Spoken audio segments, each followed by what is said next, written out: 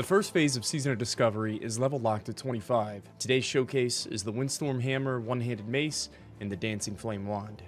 These two items come from a quest chain that many of you, myself included, have probably never finished in completion before. I want to show you how good this Windstorm Hammer is to alternatives. You see some of these other items are world drops, you've got BFD zone drops, you'll probably never see any of these items, or they'll be really expensive. The 210 speed is a little bit fast, but it's got 4 strength, 5 stam on it. It is main hand. It's an item level 40 item. And as you can see, these are all like 27 and 30. This is the closest item that you can get from a vendor. It's a 2.8 speed axe, one-handed. This is a great main hand option, but it still comes up a little bit short of the Windstorm Hammer. For the wand options, again, this is only for Horde. The Dancing Flame is significantly better than the Gravestone Scepter. It's like 4 DPS more. It's incredible. All the other wands don't come close in this phase. So Alliance, you're going to be stuck with Gravestone, but the Horde do have access to this Dancing Flame. This 10-part quest chain can be started as early as level 25, and it's only available to the Horde. As soon as you hit level cap, you and 5 other friends should travel into Thousand Needles and find Dorn Planestalker in this cave. His first quest is a test of faith, requiring you to trust the elements and jump off the end of this plank to your death. Return to Planestalker, and he'll send you on a difficult task to retrieve Grinka's Claw from the back of this Harpy Cave in the west. The Rogue Feather Den is home to 3 different types of Harpies.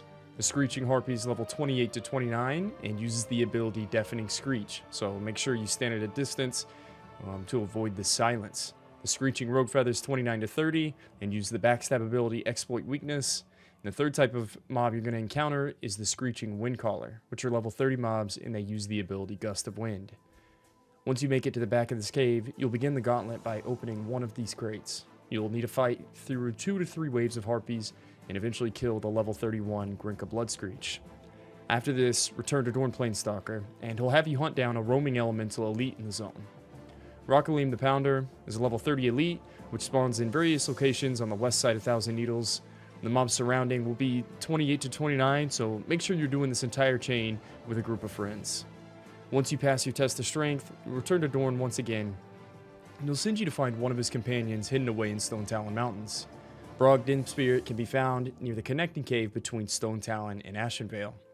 Next, Brog needs you to travel into Ashenvale into the Dor Danil Barrow Den. I feel like most people don't even realize this cave system exists. Very few quests send you here, and it's well hidden off the beaten path.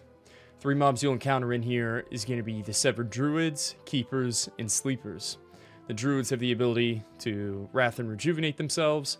The Keepers have a Mana Burn ability, you'll want to interrupt or line of sight. And the Sleepers, of course, have a 20-second sleep ability.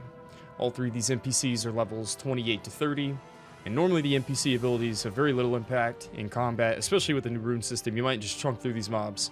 But maybe in a PvP scenario, as an Alliance player, you could lie in wait in this cave until a group of Horde come to complete this quest and use the NPC's abilities to your advantage. I also think this zone, or this area, is going to be used as one of the PvP locations at some point during this first phase. So become familiar with this maze of a den and be prepared for the war coming soon. You'll eventually find this book and return back to Brog and Stone Talon. He'll then need you to answer a trivia question. Good luck. If answered wrong, you'll find yourself inconvenienced, to say the least. After this task is complete, travel to the Undercity and locate Parkwolf and Talus, who will send you into Scarlet Monastery Library to retrieve a book near the end of the instance.